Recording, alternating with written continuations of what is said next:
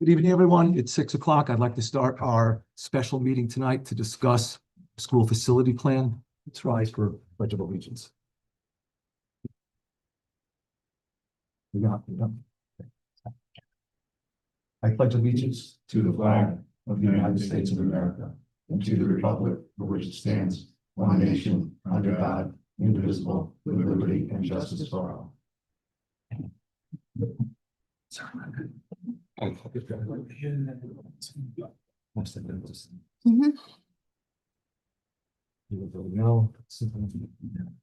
All right. That one as well. Very good. All right. So I've called this special meeting to order to discuss the school renovation project, school facility plan, and the renovation project. We have over the last, especially week or two, we have been diving into all the numbers. We've reviewed the committees. We've had a tremendous amount of discussion and talk about this. I've spoken to each one of you individually to various levels about the plan. I've answered questions about it. We're at the point now where we have the costs identified, what each school is. We have those solid. We also just very recently, I was a couple of minutes late today, I was on the phone with a financial analyst that's handling this, David Eisenthal, in terms of all the details of the funding, how do we pay for this? So what I'm hoping today to start off with is to have David Eisenthal. He should be online, and he'll be doing a presentation on the numbers as to outline to everyone. He's available for questions today. He's the one footballing this one as he's footballed our last referendum. So he understands the town. He knows what we do, how we do it. He's familiar with our existing bond debt. So we've been discussing with him at great lengths over the last 2 weeks. I see Dr. Britton in the audience as well. He's been part of the same process.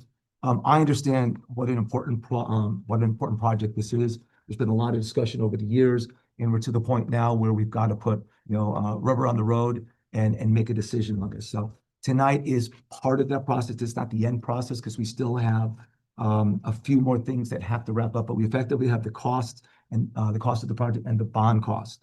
We just have to layer in what are the offsetting variables on that. Savings for reduction in staff, increases in Brainerd Place and the Nordic Spa, what impact that is. It's not in the grand list numbers that are here.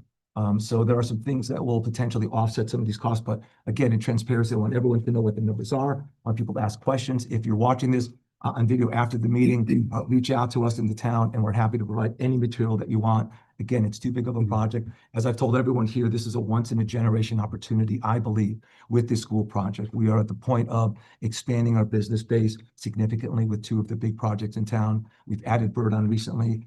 We're in a growth spurt, and that allows us more flexibility than had this been 20 years ago when we did the middle school, high school project. There wasn't as much growth back then, but we're in a better position now. So at the end of this meeting, before we adjourn, what I'm looking for is obviously feedback from everyone on the board here.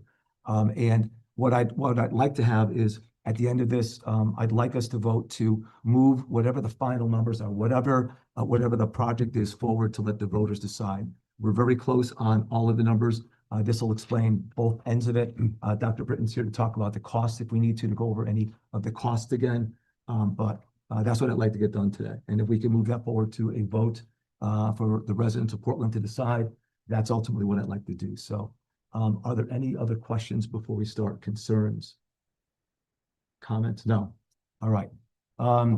Nick, if you could get David up on screen.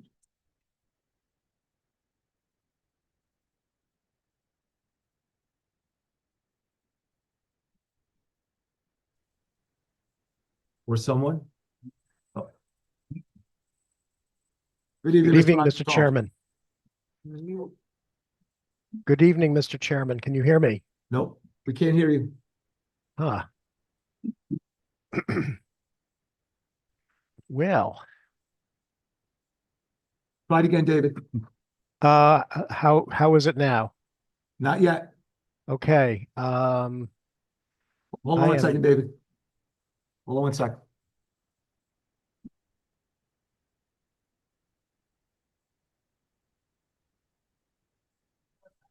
You're trying now, David. Okay, can you hear me now? We can't. There we go. We can't. So Thank you, David, Mr. Chairman. if you could introduce yourself, give a little background about you and your relationship with the town, so people know what you've done with us before, and then. Sure, sure.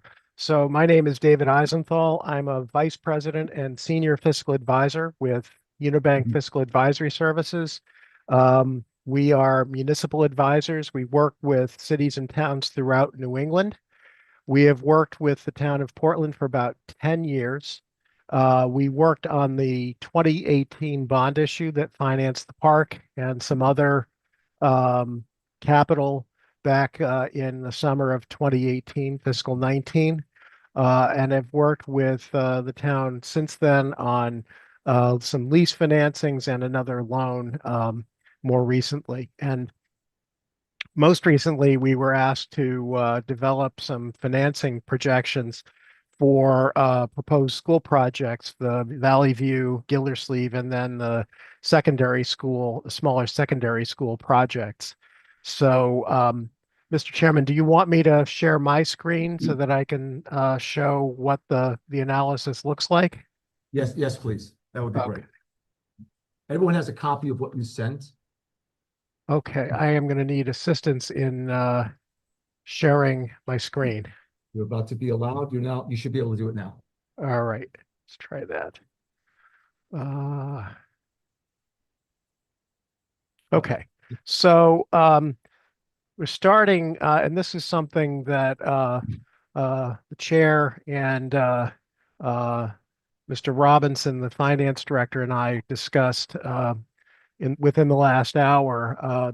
This is sort of an overall presentation, and what I'll do is I'll go from here to some of the underlying numbers. But what this shows here is the debt service. This is this column here, column C, is the outstanding debt service. This is the debt service on the bonds that were issued in 2018. This column shows projected debt service on the school project, and we've come up with some offsets. I mean, as you know, motor vehicle taxes are limited to the 32.46 mils. So effectively, new debt service could not be passed along, excuse me, in the mill rate. But it's our understanding that with the particularly the new Brainerd Place project, that there may be some significant number of new motor vehicles, which would add revenue to the finances of the town. So we add this offset of $200,000 a year as a Can you just back up just like 10 seconds? What was just so we understand the columns, that way we could follow you more intelligently. The outstanding debt is the outstanding debt is bar the and what's 2018 residual on high bond school? issue. Huh? High That's school the is all park paid and off. high school. The high All school of is it? paid off. So it's just the park. It's just the park at this point. The park and some other capital that Okay. was financed in Right. 2018. Okay. The projected, this is the set of school projects, the proposed school projects. We have offsets, $200,000 a year, motor vehicles. It's our understanding that, and there may be some different ways of looking at this, but that the Portland Public Schools could realize an initial savings of $900,000 in operations related to the implementation of the project. This manner of looking at it basically says that those positions and those expenses come out of the budget and are available to offset debt service sort of going forward. We sort of capped this at $1 million a year, thinking that perhaps at some point the schools would be back looking for additional new positions or new spending.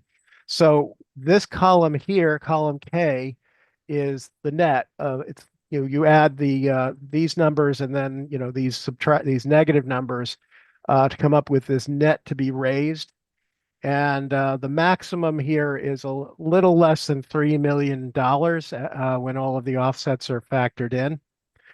We look at the net grand list. This does not include motor vehicles, but these numbers basically came from the town assessor. And you see the fairly large increase, $250 million in 2028, reflecting the revaluation that is expected to take effect at that time. So then what we did is we projected out the mill rate effect, the net to be raised compared to the net grand list. Obviously, as the net grand list increases, that uh, uh, reduces the effective impact compared to what it would be if the grand list was stable, not going up. We then look at change from next year. You're working on the fiscal year 2027 budget. Is our understanding the net grand list is the 872.7 million. The outstanding debt service is 733,000. That's 0.84 mils on what we understand is a 37 mil projected tax rate. So that's the proportion of the but of the levy that is taken up with debt service. So what we then did is we said from fiscal year 27, here's the change in the mill rate. And the peak here, this 2.62 mils is 1.78 mils higher than the 0.84 mils, which result for every $100,000 of valuation, that's $178 of impact. We were asked to then say per day, what is the $178 per day? I mean, that's with 365 days a year, that's about 49 cents a day. So we were asked to produce that impact. Mr. Chairman, do you want me to pause here for questions? Well, let's see if we have any. Yes, we'll have some questions. So, well, the 1128, that's basically a revaluation. And then when does Brainerd and Nordic Spa, where do we start seeing that? Yeah, I think the chairman, Mr. Chairman, I think you and I were discussing this earlier, that really this does not include much. I mean, one of the complications with Brainerd Place is you have a tax abatement agreement that will, which I don't think is even really, I think there's a little bit of the Brainerd valuation in here, but given the fact that a lot of this valuation won't be available for taxation for several years, I think that this is a rough approximation of the effect over time, and in fact is probably a little bit conservative the further you go out. And our understanding is that this does not include Nordic Spa, which is the other major project, that the valuation from that project is not included here. So this may actually understate the increase in the net grand list and therefore overstate the mill rate impact. Absolutely. I mean, I would think for an absolute fact, I mean, here we are, we got Nordic Spa coming in, we talk about it. We got Brainerd Place, which is the biggest construction in the history of Portland. And I think we absolutely got to put it in there. And if they got an abatement of, what is it, 5 years, 6 years? It's 7 years? 7 years, but the abatements on the structures, which means the personal property and the actual land improvements themselves are not abated. Okay, which was part of the complication. So Rich is working on, that should be in here. right, that's in addition. And that's why there's been a lot of moving parts the last couple of days. And that's one of the things that our assessor's been working on, because it's not only personal property, but also Jersey Mike's and some of the new places coming in. So he's factored that in. It's a Rubik's Cube, a financial Rubik's Cube at his end. No, I get it. But In there. what I think, well, it needs to be added in as an extra factor right now, but Okay. the one that's up there includes everything but that. Yep. Which means that becomes one of the ones that should reduce down in that effect, so. Right. Any other questions? Do you, All right, continue on. So I'll go to, this is the debt service for the school project in a little bit more detail. We're assuming 2 bond issues. There's going to be a bond anticipation note issue in there. And then it's our understanding that the state, this major reimbursement coming from the state for this project, but the problem is that there will be retainage that will come in a number of years after completion of the project. Actually, I believe that Fryer Architecture is thinking 5 years after project completion. So the solution that bond counsel suggested was that when the projects end, the retainage would be financed with what are called GANs, or grant anticipation notes. And these are the expected issuance and interest costs of those GANs that would be paid by the town on the mill rate until such time as the reimbursement retainage comes in. So that's we're looking at, yeah, and I think that these numbers, we may not have adjusted the grand list consistently. Oh, I'm not sure oh, you know what we didn't do is these are gross number. I'm just looking at this. These are gross numbers. So this would be the mill rate impact without the offsets. So it would be 3.05 mils, but that's without the offsets that we listed on the prior page. Should I pause here, Mr. Chairman? Yes, we'll check for questions. Bobby, it looks like you have one. I was just wondering, I don't know what the third page is in the graph.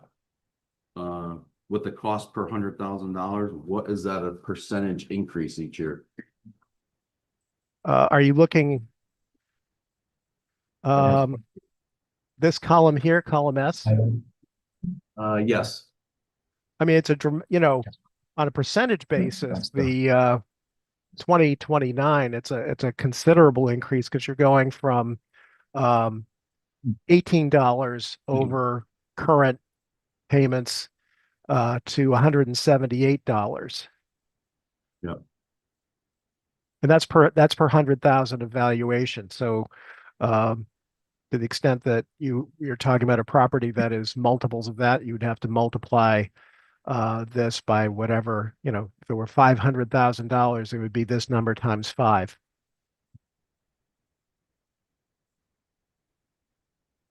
Mr. Chairman, are there any other questions? Through you, Mr. Chairman, did I address your question?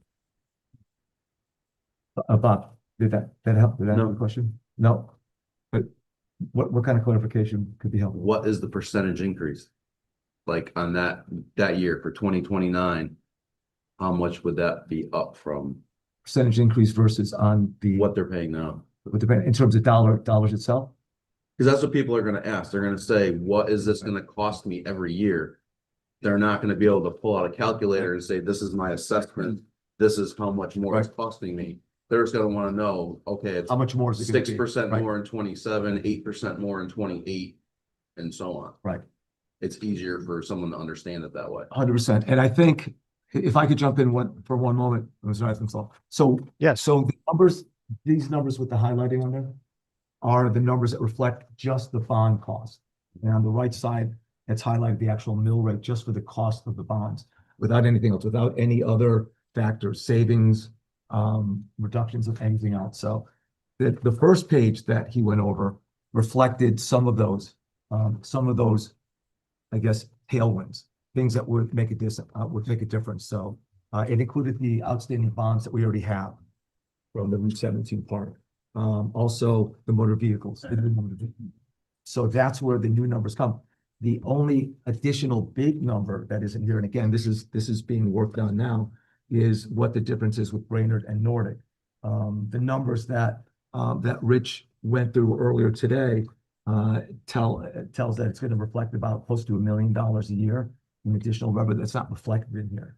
But he wanted to make sure and confirm before he put anything out there. He's being very conservative. He knew that we would be talking about this, and he's being extra cautious to make sure that they're conservative, they make sense, and then he would apply that last number. So we spoke to him right before we came over here. He was on the call with myself and David just to confirm some of the other numbers in there. But that one we will have tomorrow to layer into this. So with that, let's assume it's close to $1 million. That's So right? the assumption Between Nordic and Brainerd, between those that aren't reflected in here, that would be about $1 million reduction. But he wanted to confirm it because he was calculating as the tax abatement rolls through and as the buildings come online with the other commercial space. Do we know the escalation of how that is gonna increase over time? I mean, it's not gonna stay $1 million a year over the next 10 years. When, Up until 7. up until yes, but then the abatement ended.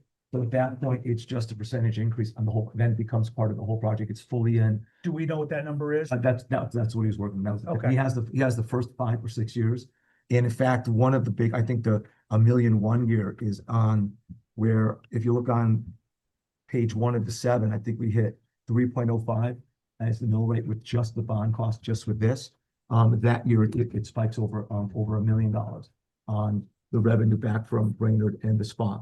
So part of this is going to be kind of building to that and spiking higher. And then once the abatement is over, but again, I'm deferring that to Rich. He wanted to make sure that the numbers were layered and proper. He knows everyone's watching and paying attention to this. So he was double checking his numbers today to make sure. But yeah, that has to be added into it. So Yeah. Mr. Chairman? yes, Mr. Chairman? yes. I want to answer the member's question, I think in Yes, a please. way that I think will be meaningful. The member asked about the increase, and I think the most meaningful way to talk about it is you have a mill rate change of 1.78% from 2027 to 2030. My understanding is that the projected mill rate for the coming year is 37.19 mils. So assuming that that is ultimately the mill rate, the 1.78 mil increase would represent about 4.8% above the coming year. And I hope that now I would say though that that does not account for changes in particular residential values. Residential values may increase between now and 2030, which could affect what taxpayers would pay. But holding values constant, the debt service, the peak year is produces a mill rate that is 4.8% higher than the projected 2027 mill rate. Correct. I mean, actually, we were doing some homework before this and I kind of am directionally correct with that. I agree. I think Bobby, what you were kind of getting at is if there was a column there that says, what is the year over year increase from prior year and maybe a cumulative, Yeah, right? So it would be, I'm making up this number now, but it would be year 1, it's going to be 2%. Then it's going to be, hey, then year over year, it's going to go up another 5%. In total, and then people can kind of just watch it. And at some point it'll go to 0, right? It'll be, there will be no increase. Yeah, year over year. we'll see the increase and then we'll see the Correct. increase. Exactly. Mr. And Chairman, if I yeah, I think that in general, once you get to 2030, fiscal year 2030, in most years after that, the mill rate increase goes down. It'll actually, because we're talking level debt service, and that's really as a result of the 2018 issue. When you get out to fiscal year 43, I mean, the debt service is about $3.1 million, and then you have the offsets out that far.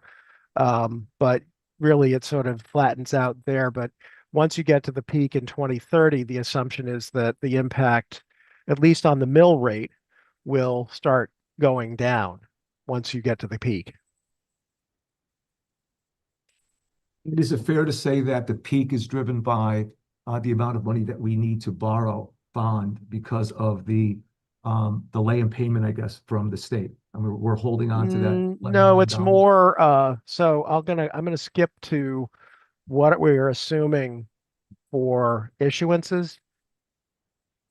We're assuming that if this passes, and maybe what I should do first is this may not be legible. Maybe I can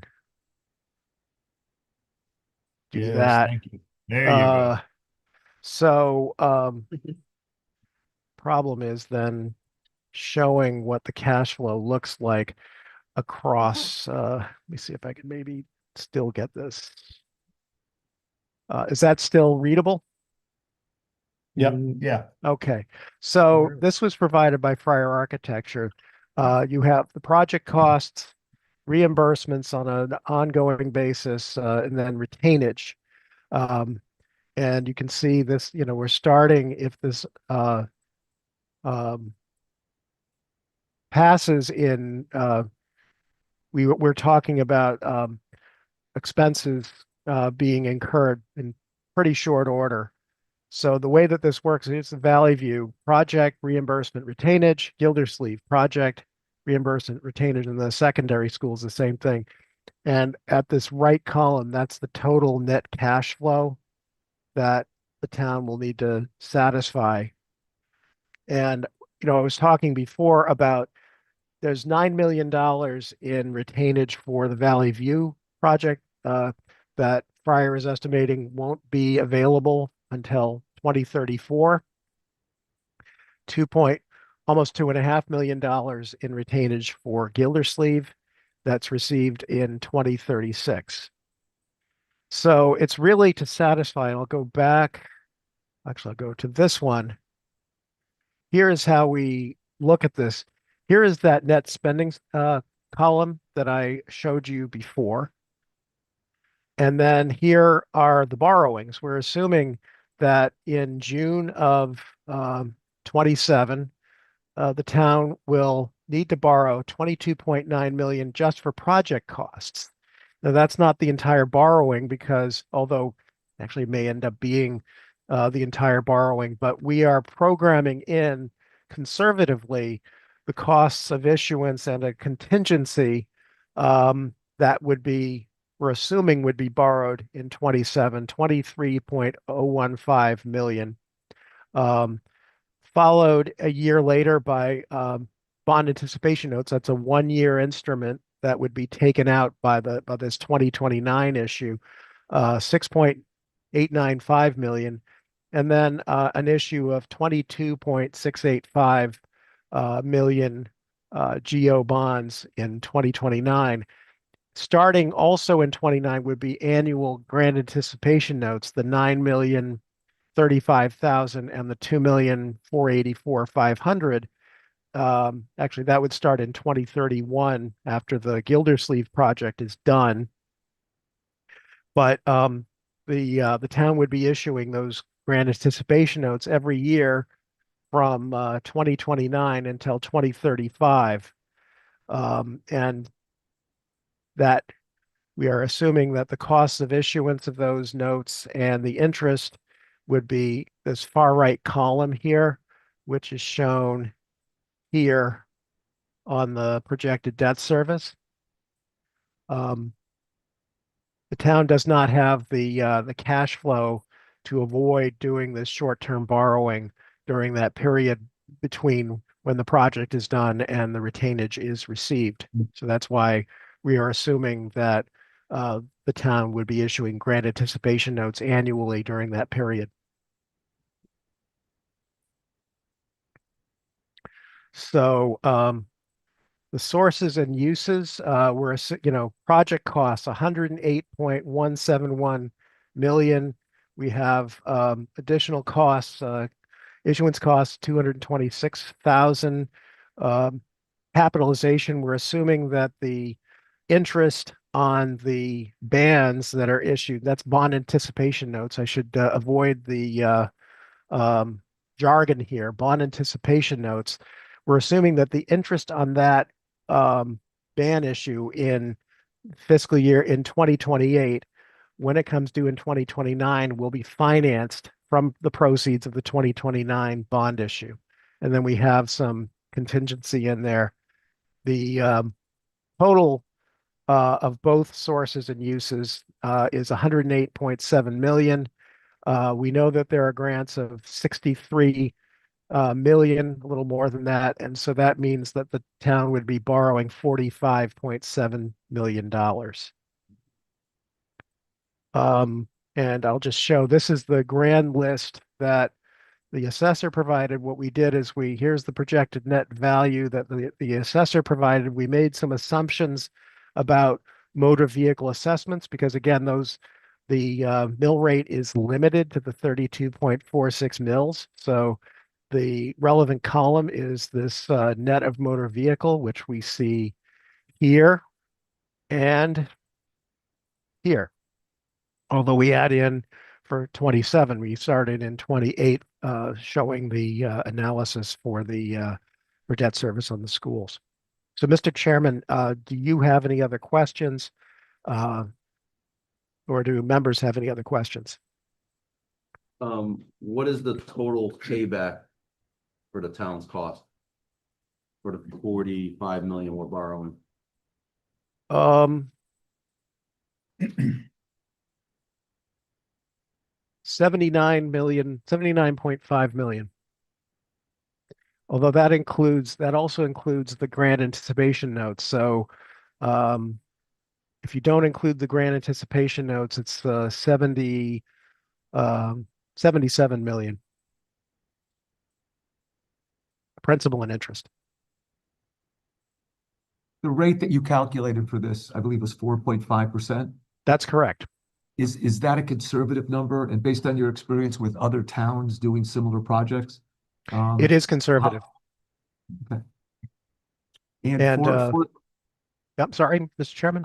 And for a town like ours, you've done work in other towns and whatnot.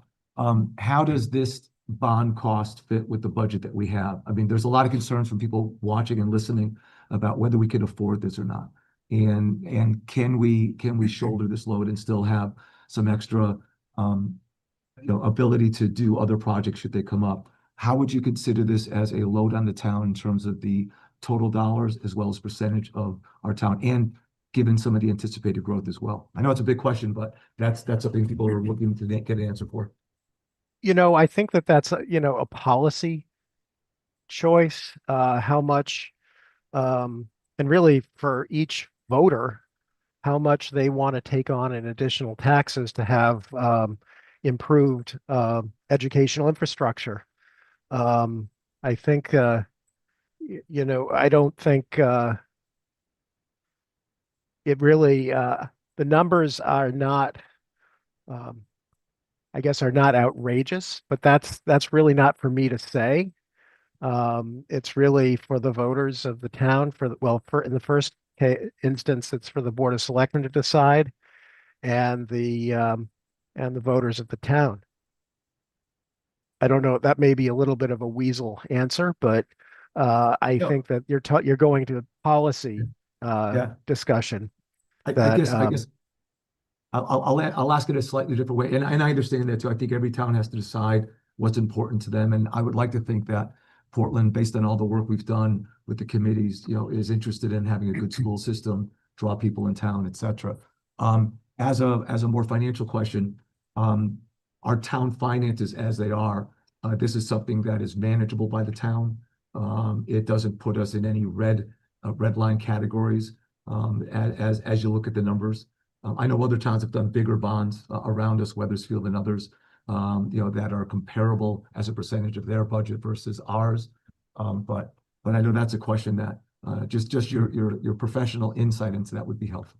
well, so the town is currently rated AA+ by S&P Global Ratings. And I don't know that I would think that I don't think that this necessarily puts pressure on the rating. And with the AA+ rating, I think you would have good market access. And really the interest levels will depend on what the bond market looks like at the given time that you borrow. If you were borrowing this now for 25-year issue as a AA+ rated entity, you would be probably a little bit below 4% at this point. So that's where I see this landing in terms of the finances. Okay. What I've tried to do through this whole process is to make sure that the numbers we have are conservative.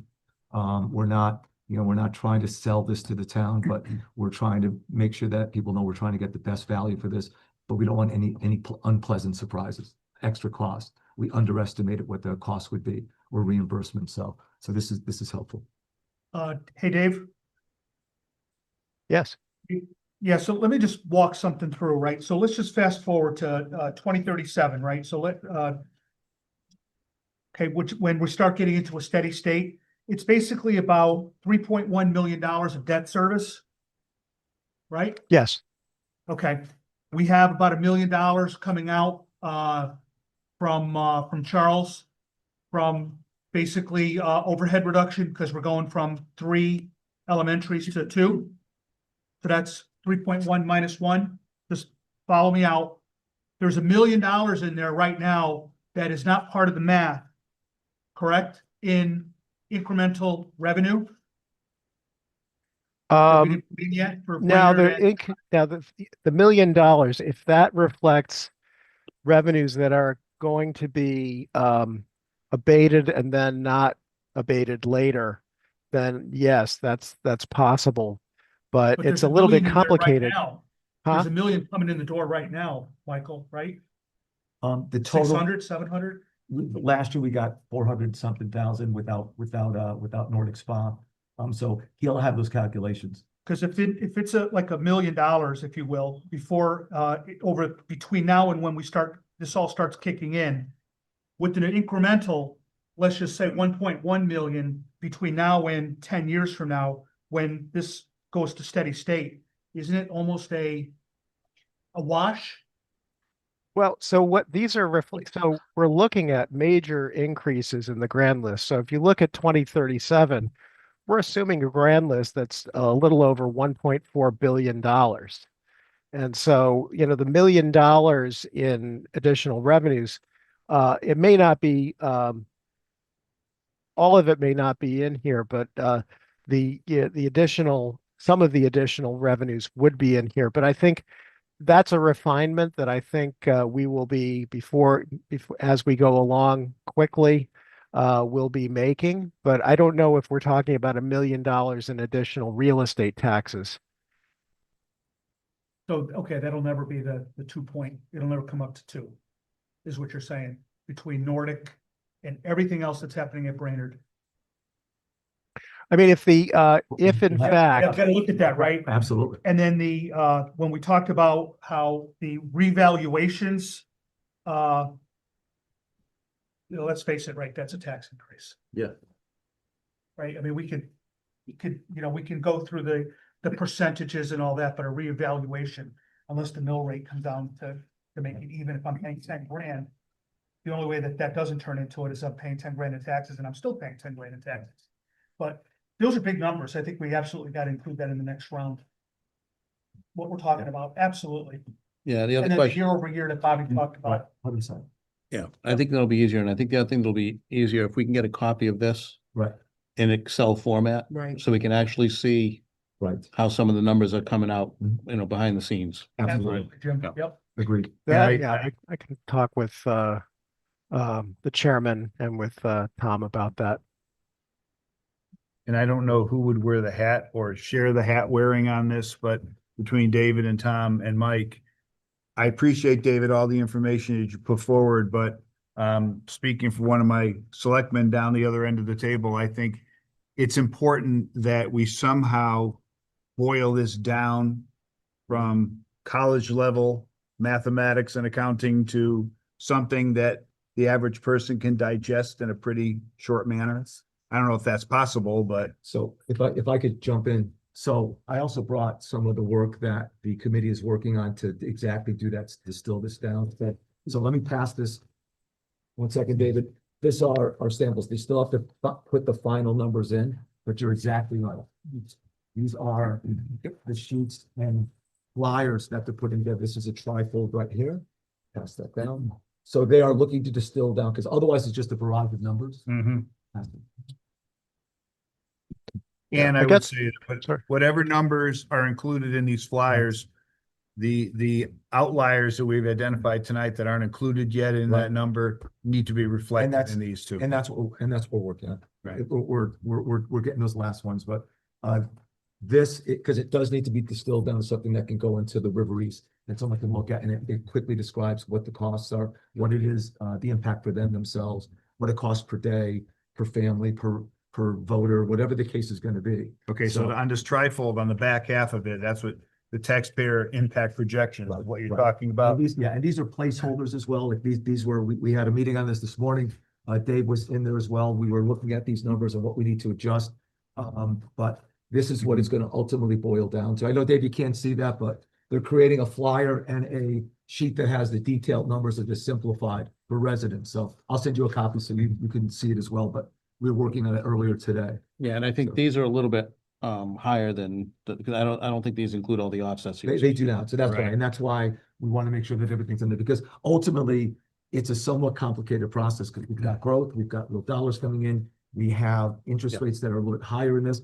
There's a lot of things in there, but collectively, and I think all of us have to say, at a minimum, this is up to the voters to decide, but I think collectively, for anyone that's either been on one of the commissions or has been paying attention to this, we need to do something with the schools. I think we have the best plan possible right now, based on all the input from a lot of smart people in town. But And residents everything, also have to be aware that we're taking the $1 million in savings from the Board of Ed closing school. The two largest developments in town. And it's all going to this. right, So we're gonna be living status quo for the next 20 years. And just relying on homeowners to keep funding the town and paying all the taxes. I think that's part of the equation. We have to decide how much that is and whether we have bonding opportunities if something else comes up. For example, I know we're talking the water and sewer about work that's got to be done down there. Mhm. Now, that would be paid by the water users. It wouldn't directly affect us. Yeah. But that's still something we have to think about. So collectively, that's all part of the equation. So, David, thank you very much for this. I'm going to check if there's any other questions in the audience that might have for David. No?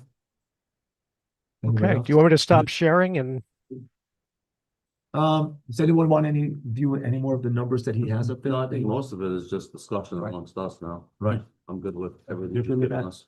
David? Yeah, I'm fine. Vinny? Yes, no? Okay, everyone else on this side? All right, and Dr. Britton, anything that you wanted to ask him while you're here? All right, David, I really appreciate all your help. Thank you very Okay. much. If you want it, you're welcome to listen in if you want to hear some of the discussion, and if you hear something that you might want to comment, you're welcome to do that. We're only going to go another 15 minutes, maybe 10 okay, minutes. but it's up to- I will listen in. I'll close my audio and video. Okay, beautiful. All right. Thank you very much. So anyways, we have one more step to do in terms of confirming the numbers. My apologies to the board that it has taken this long. We didn't get the final cost numbers not that long ago, and we've been making sure that every number we have is accurate and above any issues.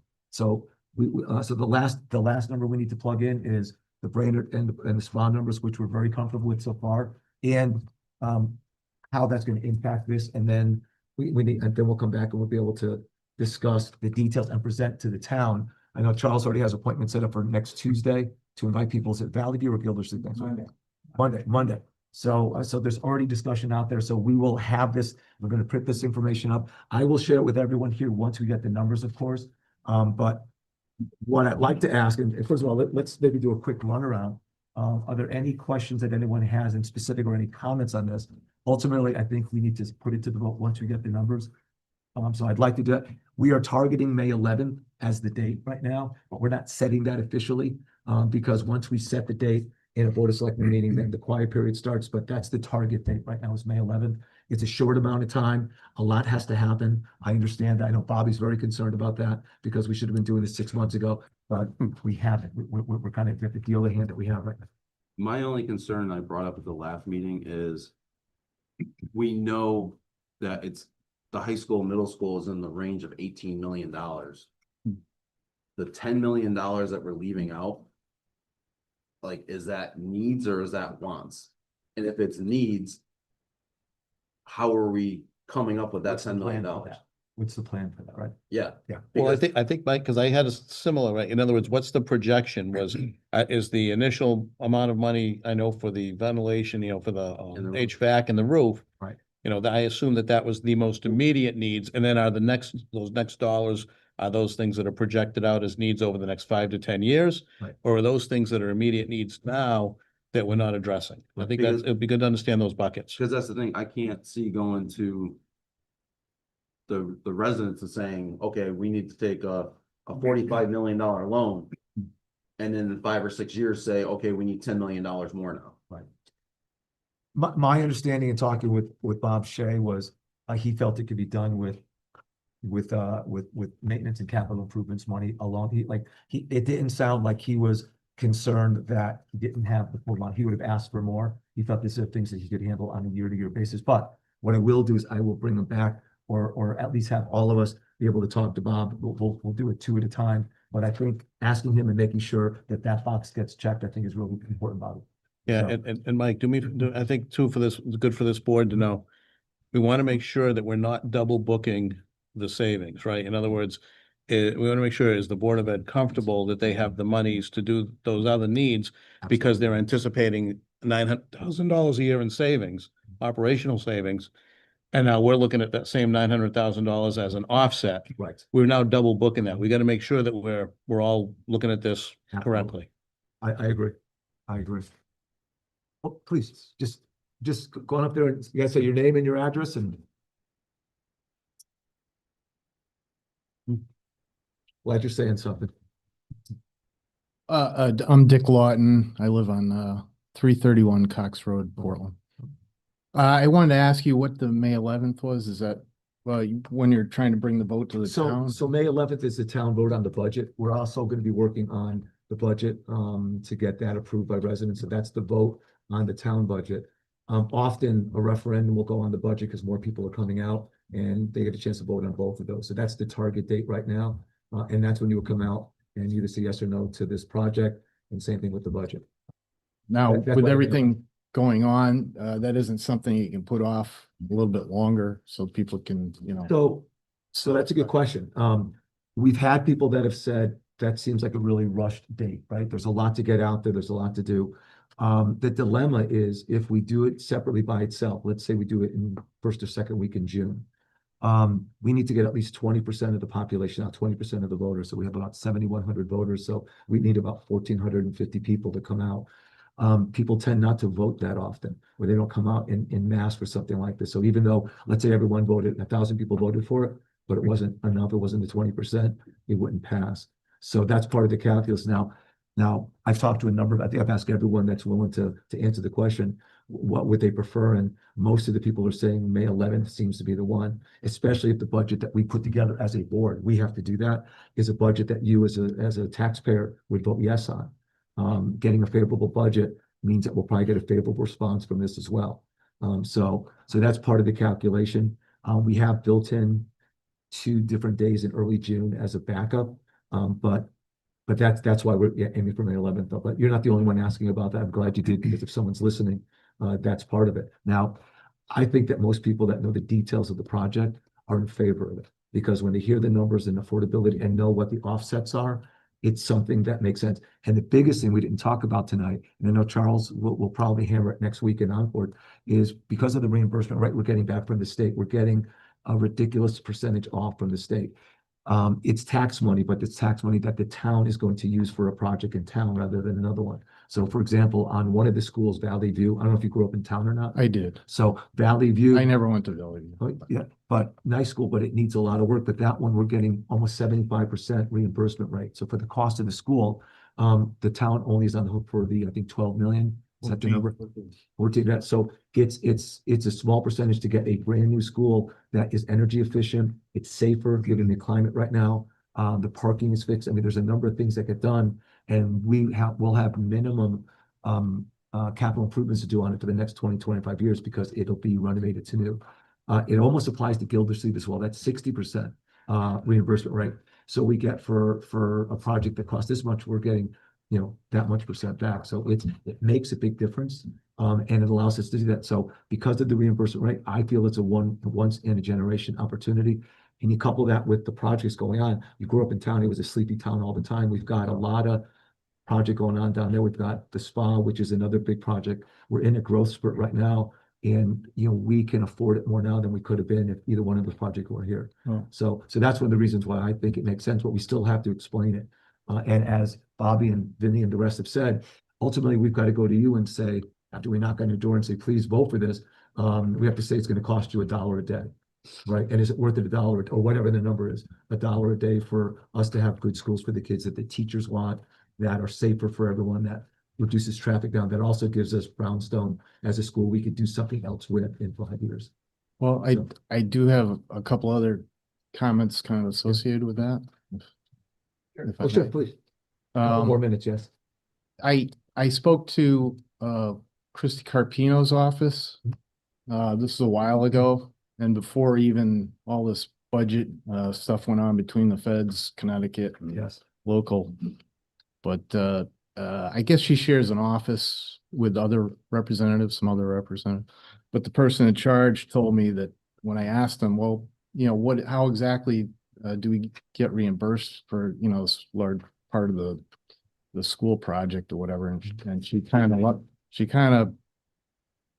said, I don't know where you got this information from. She said, they're not giving out, big monies like that, except maybe if you're from one of the big, cities or something like that, then they might tend to reimburse more. But she said, they're just not giving out the money. And this is before all this budget stuff. Yeah. went on. That was before the legislative session. The money is new. Yeah, I can tell you that we have confirmed with the state. In fact, that Dr. Britton, you want to give that a shot as You can actually Google it. The state Once, publishes. Dr. Britton, you want to go up there just to explain? You can just stay aside for a second. You can stay up there. But that's a good question. I think people probably want to know the answer to that. Yes, so the state calculates for all towns, how much you're eligible for in reimbursement. And they use what's called the Anglic rating, which is the town wealth. Now, I think that Portland's hitting it the right time because you see the growth in the town, right? These things haven't come on board yet. So if you're in, let's say Middletown, they'll reimburse you 80%. If you're Glastonbury or Avon, significantly less, right? They generally speaking, they will reimburse you from somewhere between 20 to 80% of the cost of a school building project. School building projects are the single largest grant that states make available to towns. If you go on and Google right now, anybody hearing this or watching this, or if you have access to the internet, Google Portland Department of Administrative Services town reimbursement rates. You can see a list of all 169 towns in the state of Connecticut, and then it will show you their new construction reimbursement rates. Portland's is 53.9%. Now that's new construction, but renovation to new is considered new construction. Now, when we apply for the grant, we will put in that this is a renovate to new project, and we'll have to make that argument that it's not just alterations, it's renovations to new. For capital projects, you're not reimbursed that. The town looks at that as a town responsibility, but for new constructions or renovations to new, they do. But that's a bridge we have to cross after we submit our grant application. Then there are two bonuses that the state offers. One's new, and that's for pre-K. So the state's trying to expand pre-K. In the past, they offered you a 15% reimbursement rate on just space for pre-K classrooms. The thing that was amazing to us is they've now expanded that you get the 15% on the entire project, which is fabulous. And then we also have a relationship with Open Choice, where we take students from Hartford into the Portland Public Schools, and you're offered up to 10% additional bonus if you reserve 10% of your seats for students from Hartford. We historically have said that we want to reserve 5% of our seats. So we would be eligible for a 5% reimbursement as long as we're filling those 5% of the seats. So the 53% new construction reimbursement rate plus the 15% for the pre-K plus the 5% for Open Choice would be what we would be eligible for at Valley View.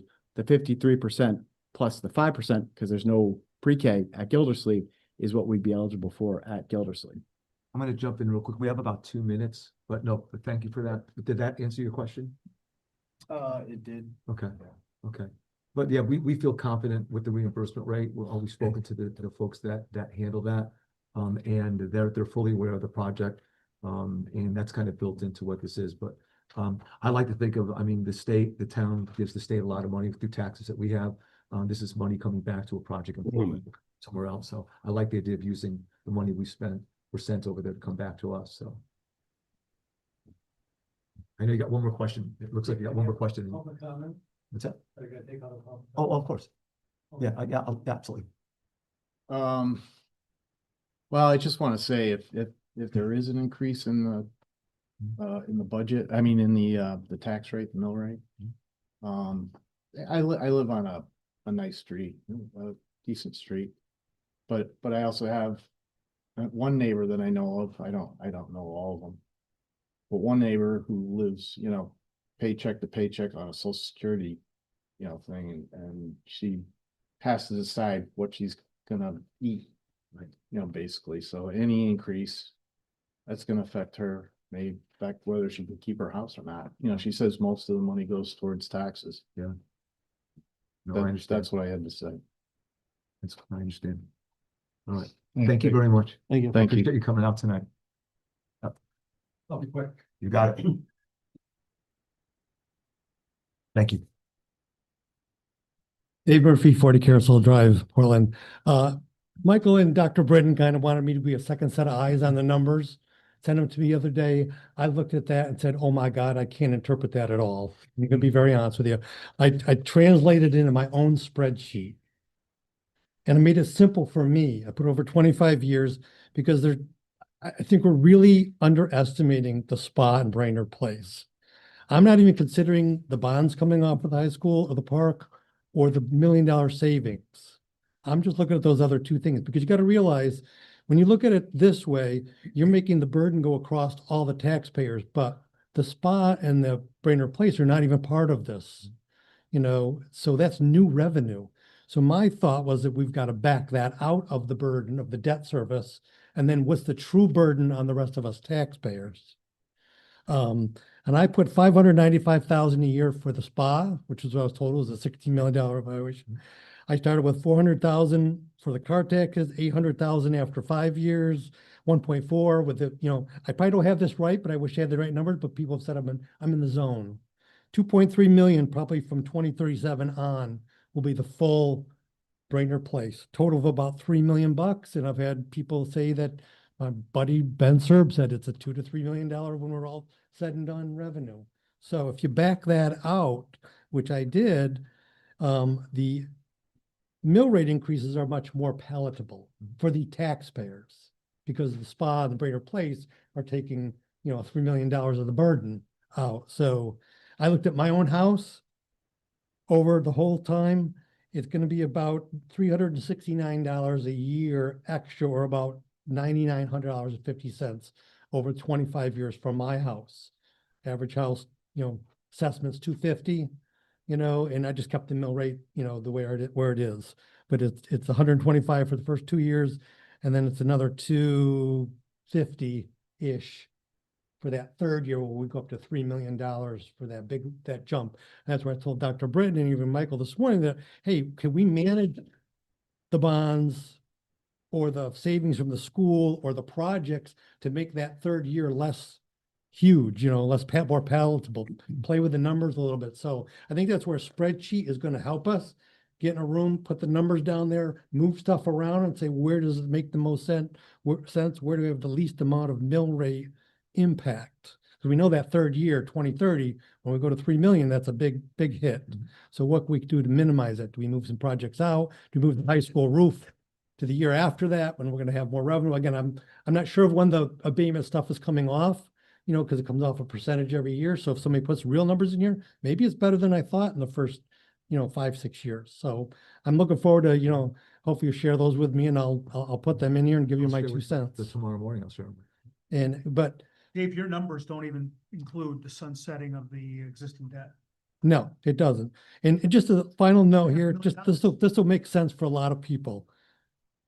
This costs $79 million, 45 million plus 30 million in interest. The spa is going to give us 15 million over that 25 years, and Brainerd Place is going to give us 50 million in taxes. That's 65 million of the 79 million is going to be paid for by Brainerd Place and the spa. And these are conservative numbers. So that means us taxpayers have to spend about 15 million bucks over the 25 years. And again, if I do the math with the percentages and everything, it comes out to be very close to that same amount per year, $300-400, for the average person. Again, I think that's a different way to look at it. And again, I'll help in any way I can. Absolutely. No, I think that's right. And I gotta go back to, I'm trying to be conservative. I don't want to undersell this because I think we need it. I think it's time. I think that the opportunity's right. I think, the residents, once they understand it, will say yes to this as well. But there are more upsides than there are headwinds that we have with this thing right now. And the upsides, I think I'm probably underselling in terms of values or whatnot. Even today, in talking with Rich at the end of the day, he did not include some of the additional businesses going in there. He's got to fill out some of the commercial things and the personal property and other things that he is adding to the project itself, besides just the buildings themselves. So there's other factors there that he feels will add it. And again, it's the biggest project that Portland either has had up until now and may even have by the time they're done putting this together. So when we talk about, I think we just very quickly just kind of talk about, oh, we'll just send it to referendum and let the voters decide. We live in a democracy. But really, the bottom line is all of us sitting here, the reason that we're here is because people trust us. Right. Right? They want to hear our opinion. They want to hear what we think. And there's a reason for that, right? I mean, if you just look around the table, right, we're opinion leaders of the town. That's why we're sitting here.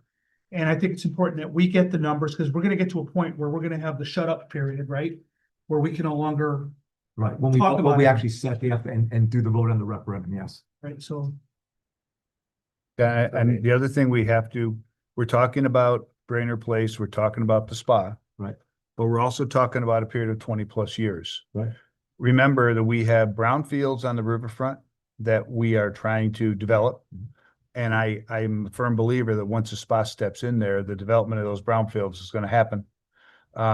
As the retail comes in at Brainerd Place, a lot of what this town is doing right now is positive for future momentum in this town. Absolutely. So you have to somewhat be a little bit of a soothsayer here, and you have to look at the future, what we're talking about.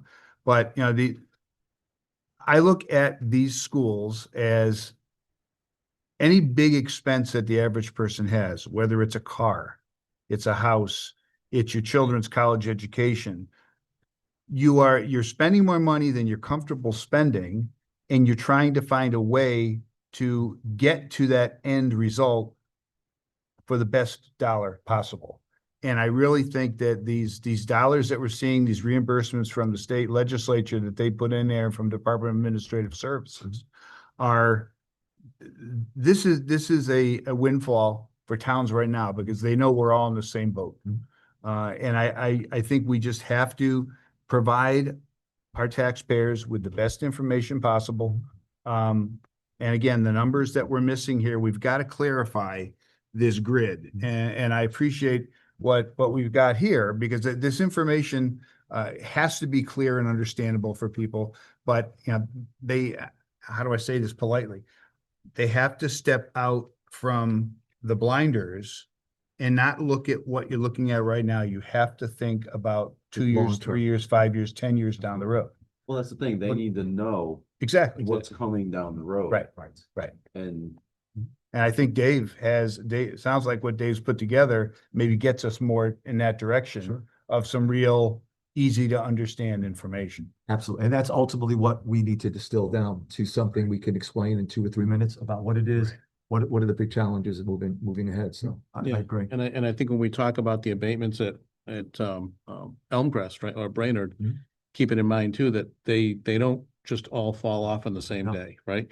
Building 1 has a CO, so an abatement starts in that next year after the CO. And then it's 7 years. So it flattens that out a little bit. The last buildings built, those abatements will hang on longer, but the first buildings built will have full revenue on those earlier. So we got to keep all that in mind. 100%. And like I said, it's probably being underestimated right now, but those are real impacts. And that's part of the reason why Rich is probably up right now. Well, it's also conservative to underestimate those, which is good. Absolutely. Absolutely. So listen, if no one has anything else to say, what I'd like to ask, I'd like, at least for this board, do we want this to go to referendum, whether it's May 11th or a date that we have to choose right after that? Is that the consensus? We're going to have the final numbers. We're going to want to make sure that we will ultimately, the plan that we get them, when we get the final numbers, the goal is we want this to go to referendum for residents to vote. I think it should go to referendum, because we want to get in this year Right. with the state to get the percentages that we have. Yeah. But we need harder numbers to tell people Mhm. that this is what it is, this Right. is what it's gonna cost, this is the percentage, you know, not what we have right now. So I So, mean, this is a good starting point, but we need it And Charles, you have put a together. June 30th day, right? right, If I remember. it's a hard day. From For yes. the Yes. the application, yeah. Right, so absolutely, And then and then they need it for by December 31st. right. And then they vote on it like a year from now, Yeah. With the June for a June start deadline, of and it would be 2027. until at some point in the fall or winter next year, we hear back from them. Mhm. And of course, at that point, it's lots of discussion Right. between us and them about reimbursement rates and whether they're gonna classify this as renovate to new. You know, there's a lot of work, and we're gonna need to hire an architect and get a building committee together. I mean, let's be under no illusion. This is a huge project with lots of moving parts. What's the dream? We get everything we want in reimbursement, get a building committee together, and we come in on time, under budget. Mhm.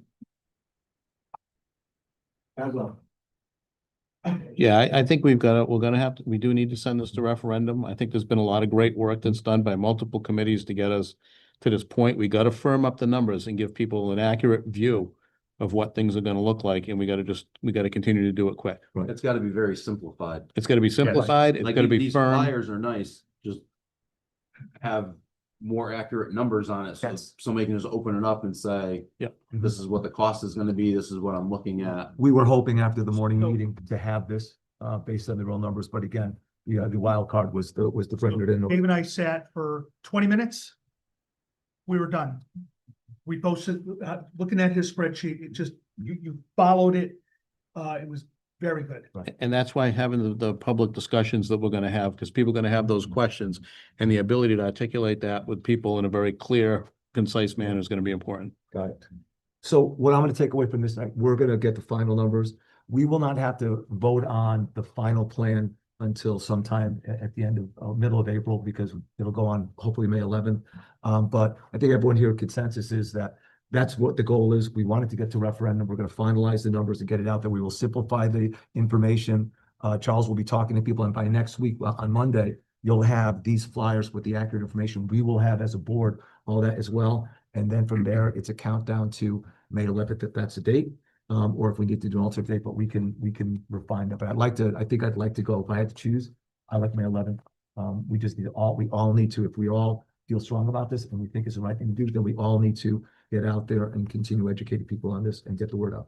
But you're saying, so 5 days from now, right, Dr. Britton, is the walkthrough Monday Next month. at Ballyville. So, yeah. So is the intent that as early as that these are things that would be available to those people that attended the walkthrough? So we need Yeah. these to So be all the- available and accurate in 5 days. But that's what I'm saying, and And- we were trying to finalize it this morning, and we had a wrench in the system with the Brainerd. Yeah, because to everybody's point, and I appreciate things and like the work that, Dave has done to some of it, because we all know, like this, I was totally overwhelmed by this, totally.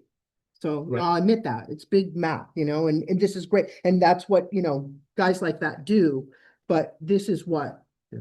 people need, Absolutely. to, It has to be something like this. It has to be simple. We need it So that- broken down to its simplest form. Yeah. Anyone can pick it up and say, yes, I want this, or no, I don't. So something else as well I didn't mention. So they've also created a website that you can go to that also has all this details in there. So that will be made live once all the numbers are there. So they have the website, they have the flyers. There will be a lot of information out there. Will be inserts. So there'll be lots of versions of this that will get out to different places, posters if we need to. So we have a lot that's gonna be out there. But again, step right now is making sure it's all accurate. Can I just ask, because I didn't look over both of those fully, because we just got them tonight. Mhm. Is there anything in there that says, that it's taking $1 million in savings from the Board of Ed, and we're pretty much taking all of our future tax revenue to put to this? Because I don't want people to think, oh, yeah, we can afford this, and then in a few years, we have the revenue from Brainerd Place coming in. No, you don't. Right. It's already planned that our two big projects, we're taking all the tax revenue for this. Well, Yeah. and that's a good point, because the other part of that is if you take those two out, what's the growth of everything else? Verdon expanding, other businesses coming in. That also is on a quicker trajectory from now to the next 20 years than it was since 2000 to now. So that's a good question. People are going to want to know that. That has to be checked. That question. Mike, I don't want to add a lot to your plate between now and Monday, Mhm. but what you just said, I think is another element that needs to be explained here. Because everything we've talked about tonight has been Brainerd Place and the spa. You mentioned Verdon. This town has a lot of other There's more. manufacturing growth going on. I think, when you're talking about that 5 or 10 or 15-year element of this, I think there needs to be some kind of a bulleted list of expansions in Expand- terms and of possible industry new and tax projects. base that's gone on, say, in the last 5 years and Yeah. expected to continue. 100%. People need to understand that. Yeah, and I think we could have something along the lines of, for example, assumptions, right? And I think there should be something identifying certain assumptions that says, these mill rates are based on, the anticipated mill rate, the anticipated growth, the anticipated, the revenues, the savings Right. coming from consolidating the schools, which is a big factor of why we're looking at this, and the additional tax revenue associated with Brainerd. And then I think we should also say that not included in this, but other factors that are going to impact the town are the things to talk about, like, for example, bird on and things like that. Mhm. So people will know that, yes, we are looking at some of the growth that we've got that's going to help offset some of these costs. And that there's going to be some additional stuff on top of that, that's there, but at least they'll be aware of it, that we're Well, not taking into And, account. and I'm surprised no one's brought up the other elephant in the room too, is what do we do with biz? And we have 5 years to figure that out. Yeah. And we have other things going, and we have a brownfield that we've cleaned up on the river, and we have a couple other Absolutely. land that could have potential, stuff done. So we have a lot of things. Again, I don't want to overstate it. We're in an opportunity right now where we have the most growth in this town in a long, long time. And we have to make sure that we present that in the way that we anticipate it's going to happen, and make sure that we're not. But we also can't handcuffing give a ourselves. false hope of potential. 100%. Yeah. Right, which is why you rely on the ones that we have. And when until building- somebody comes in with a permit to build something Mhm. or make their company bigger, it's all potential. You know who's gonna keep that moderated and keep my excitement too high is Tom Robinson, making sure that we keep the numbers realistic and reasonable. Just one other quick thing. I think I heard tonight, they kept referring to operational cost savings of $900,000, but we kept talking about over $1 million before, so. Oh, please, yes. Yeah. So we're gonna talk a lot about that when I come do the budget presentation. So we shared a range, right? That the projection is that when we consolidate schools, when we take Valley View offline, we'll reduce a principal. You mean bids? No, when we take Valley View off Oh, this year. To start. to start, right? Because Valley View comes off, we mothball Valley View, right? Yeah. While we renovate it, we move pre-K 2 to Gildersleeve, 3-5 to Brownstone, 6th grade to the middle school, and essentially Valley View comes off. So that's the first one to go. When we do that to Valley View, the operational savings are every bargaining unit for the Board of Ed can be reduced. A principal, 2 certified teachers, a nurse, 2 custodians, 2 secretaries. We can reduce 1 large bus run, and then all of the overhead savings, electric, copier leases, all the things we pay, right? That's the overhead savings. What we can give you is a range. The range, when you add up all of those, the salary, benefits, FICA, and retirement liabilities on all of those, it ranges from 875 to 1.175. I have to give you a range because the year we lay people off, we give the pink slips, which is tough. I gotta be honest, that's gonna be a hard year, but we're gonna be losing a lot of good people that year. We're gonna try to do some of it through retirement and attrition, but some people are gonna lose their jobs. And what we have to be able to factor then is really the insurance plans people take. Are they taking a single? Are they taking no insurance, a single, a 2-person, or a family plan? Those are big numbers. I mean, if every one of those people is taking a family plan, that's when you get to the 1.175. If none of those 2 people are taking any insurance, you're at 875. That's why we have the range. That's why I think when we were talking about it today, we threw out 900. Like, again, conservative. At 900, that's conservative, right? That's the number that David worked with, and that's the number Stephanie threw at him in terms of where we were most comfortable. Could it be higher? It could be, right? No, that's fine. I just hadn't heard, it was high, I always heard. You heard me say a million. I kind of split the difference when I was presenting, but that's the range. No, that's fine. That makes sense. Yeah, and then I just want to add one quick thing as we get to that, is it's kind of like seeding the cause for what we're going to talk about next week, is what we have to do with that in the year of the consolidation. We need to continue to raise it, right? We need to, I'll come to you that year with the Board of Ed budget, maybe a 1% increase or a 0.8% increase, right? But I'm going to ask you for 3.5%, 4%, raise that money, right?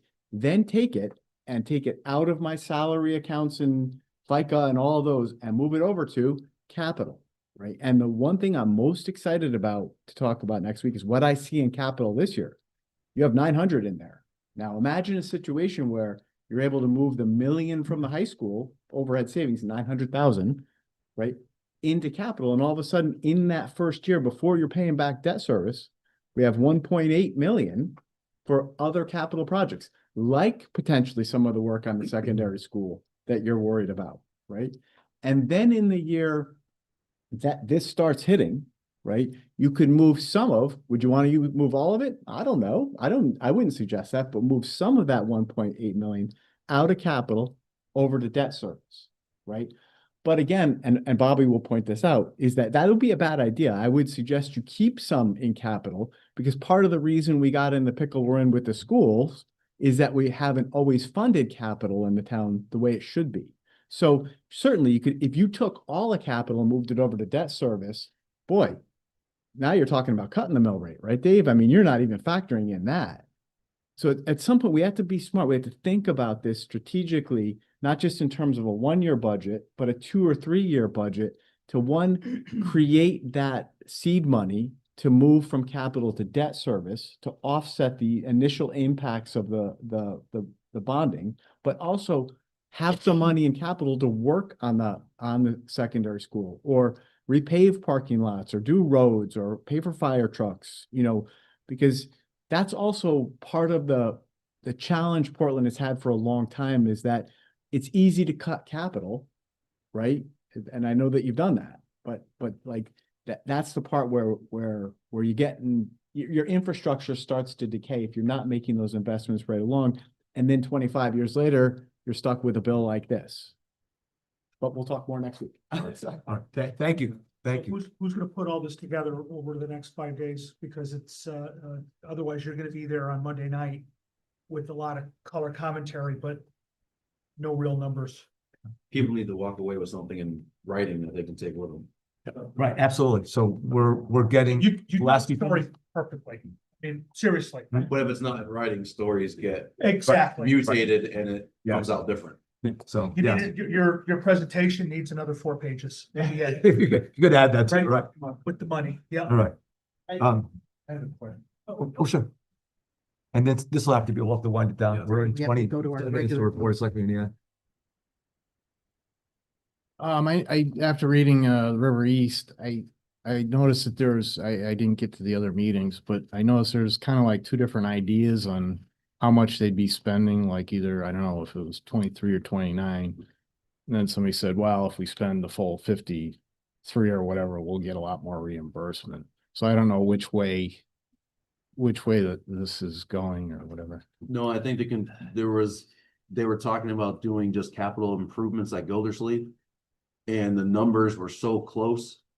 It was what, like less than a $400,000 $336,000 difference. to do a renovate the new school and get the whole school redone instead of just piecemealing it. Right. Yeah. It would cost the taxpayers less than $400,000 to redo the entire school. Because as the superintendent mentioned earlier, when you doing capital improvements, the state reimbursement percentage is significantly lower.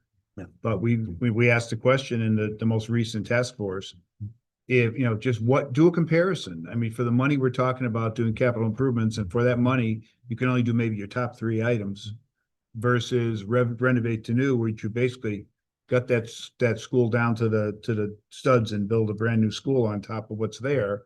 And the difference is only 300 and some odd $1,000. Well, and I got to tell you, it was tackled pretty hard. The intention for several members on there was they wanted capital improvements on, so every single line item was hit as to what to do and how to do that. And at the end of it, I think the whole committee said, it makes more sense just to renovate the new with the reimbursement, right? That was just Gildersleeve, referring to Yeah, Gildersleeve. just go. Yeah, because that was gonna be. Yeah, Valley View was always Always looked at as renovate to new. renovate to new. Valley View is a renovate to me because we need more space, bring back the secondary. So Valley View is renovate to space. That's considering you're taking down the brownstone. Well, taking it off the schools list. I mean, whatever we decide to do with it, but not taking it down, but moving it up. I had a lot of comments about that, but maybe I'll write them in the, Yeah. you know, I could go down a rabbit hole.